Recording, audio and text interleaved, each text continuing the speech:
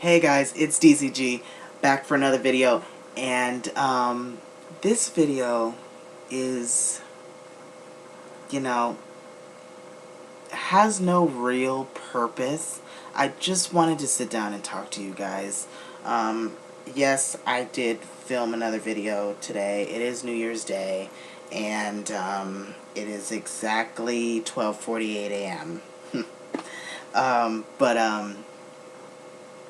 I just wanted to talk to you guys because I really thank you guys. I thank the negative ones, from the bottom of my heart. I really do. I thank the negative ones for being negative. Like, I thank you guys for commenting, rude stuff, underneath my social media post. I thank you guys for questioning my decisions, when I just come across people that, have different beliefs. I thank you guys for having a slick comment to say when you meet me or trying to tell me who I am. I thank you guys for that, because you guys give me ammunition to come on here and continue to do what I do. Honestly, I thrive off of negativity, because if I wasn't getting through to you, you would have nothing to say. If I didn't ruffle your feathers, you would have nothing to say. And it just makes me tickle pink that, here I am. You are hot and bothered, and you get your feathers ruffled. I don't know, because I'm better than you. I don't know. But it's funny to me because I used to do the same thing. People that, rub me the wrong way, I would purposely, have something slick to say or be disrespectful on purpose just to prove some sort of stupid point. Especially like people like Malibu Dollface and stuff like that, that really think they're all that in a bag of chips and they're really not.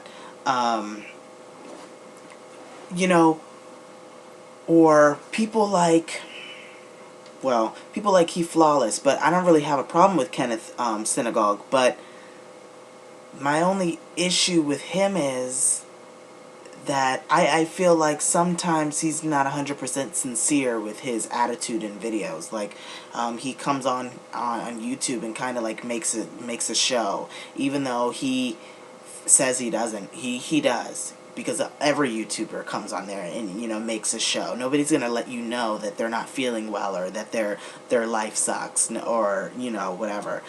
They're purposely do that because the money is good.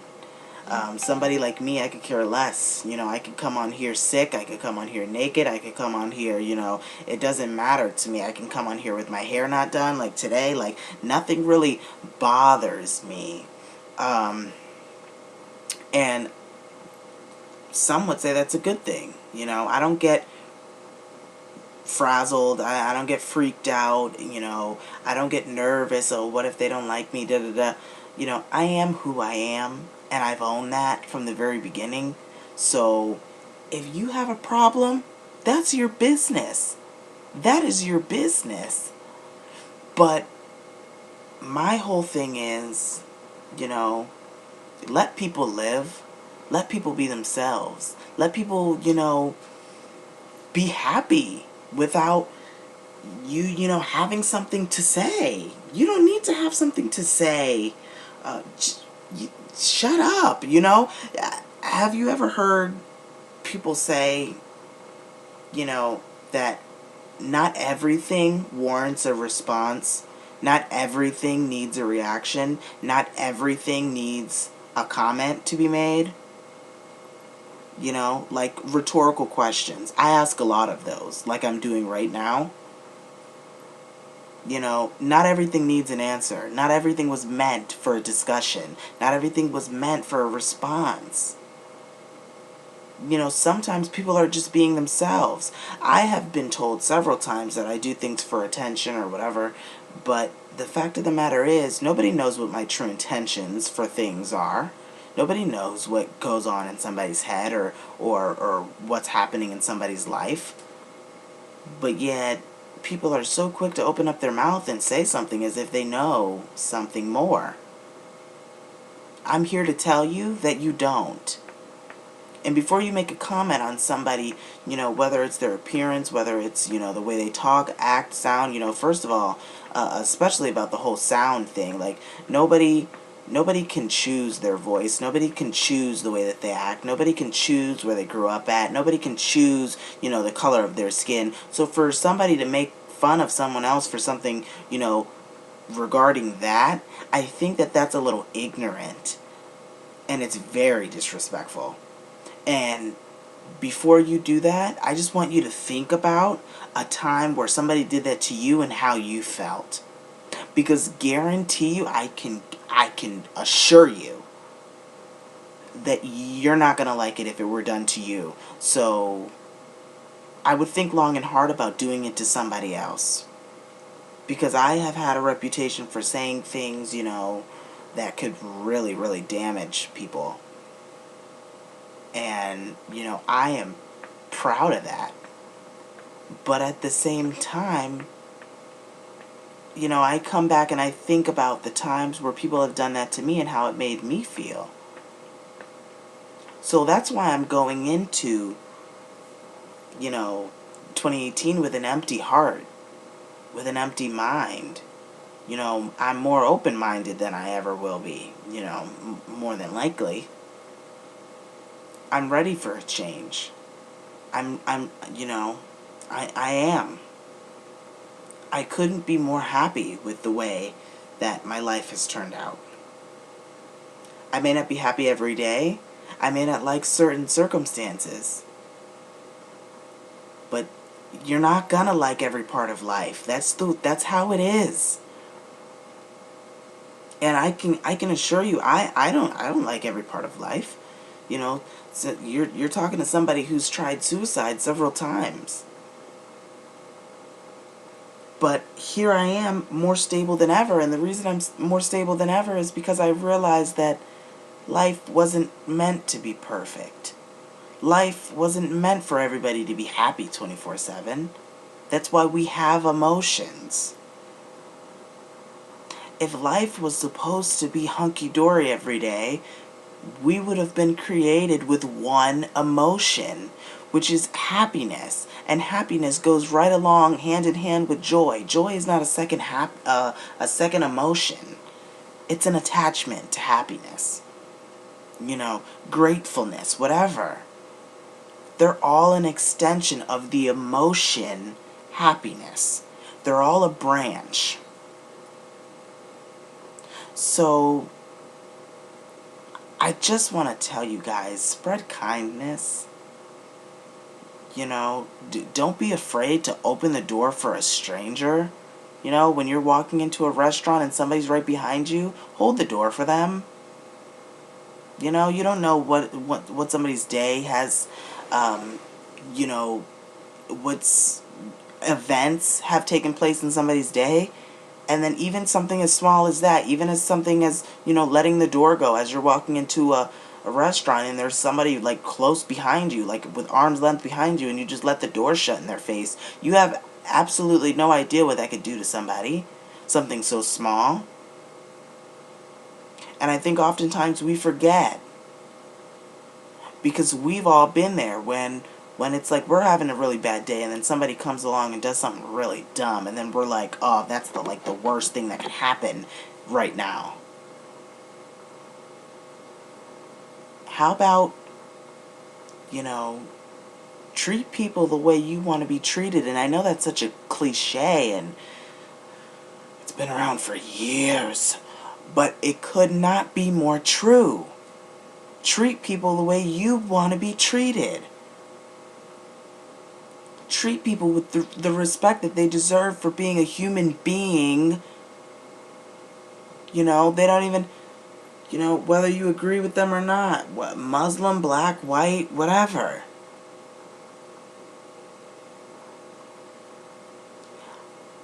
I can't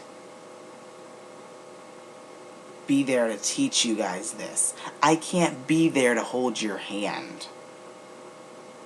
I had to learn this stuff on my own. I didn't have parents that taught me this. Anything that you've ever heard me say in any of my videos, I had to learn that by myself. I didn't have parents that were there to teach me this kind of stuff. And if my parents were sitting here right now, they would say that that's a flat-out lie. Because they live in their own mind, thinking that they taught me something that they didn't. Okay? I had to learn, the hard way. I practically raised myself. And of course, that's my perception. But my perception is the only one that matters. Okay? I've wrote 3 books about my upbringing. And I guarantee you half my family is going to disagree. But it doesn't matter to me because that's how it happened in my mind. There's always my end of the story, there's always theirs, and then the truth. But what's in my book is my story, what's true to me. It may not be exactly how it happened, but that's how I remember it. Okay? Life isn't easy. Life isn't easy for anybody. Whether you have an audience, whether you don't, whether you're famous or whether you're not, life is not easy. And that's not news to anybody that watches this.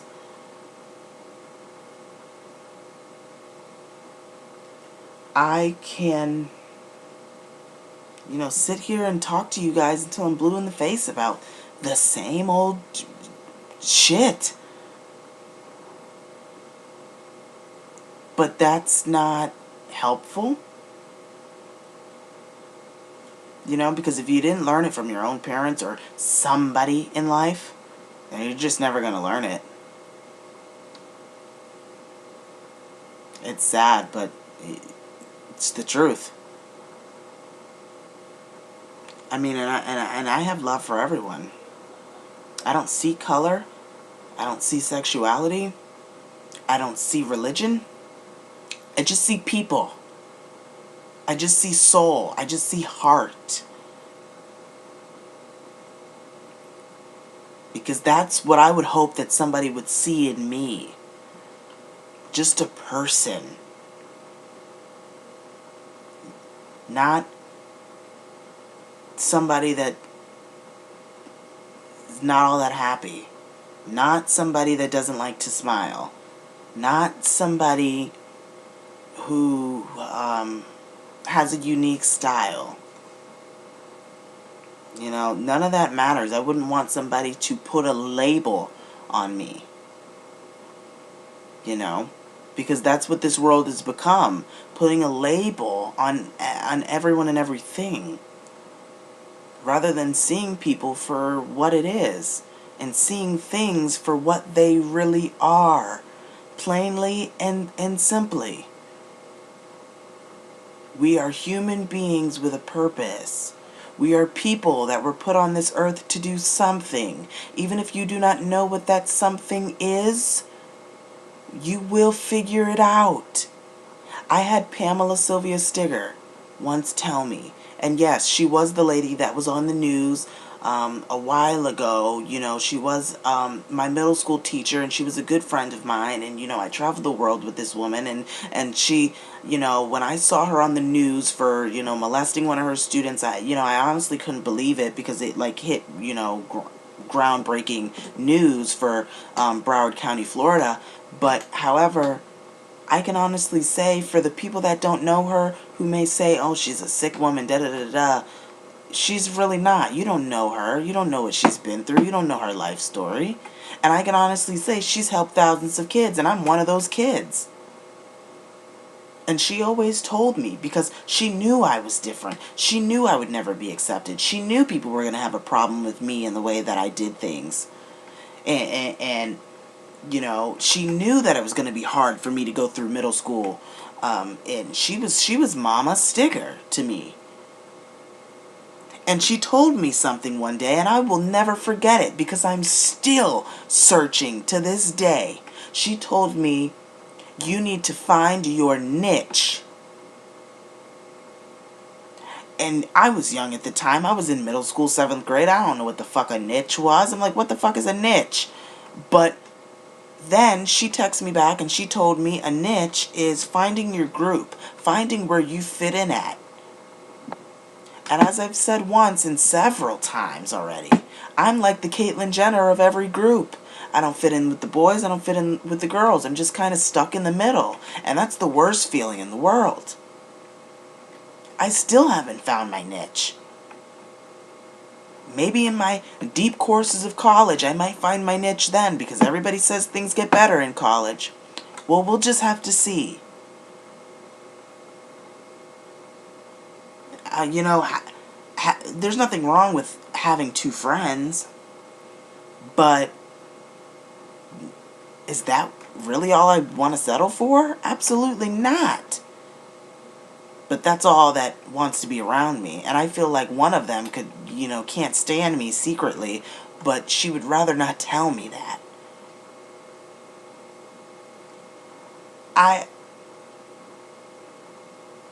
I've been through things, okay? And that's why I'm on here, to really share my experiences.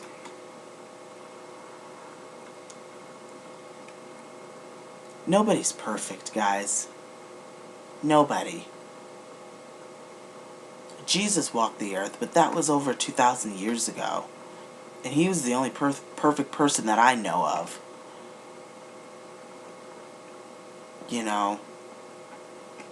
It's okay to be different. It's okay to be unique. It's okay to be yourself.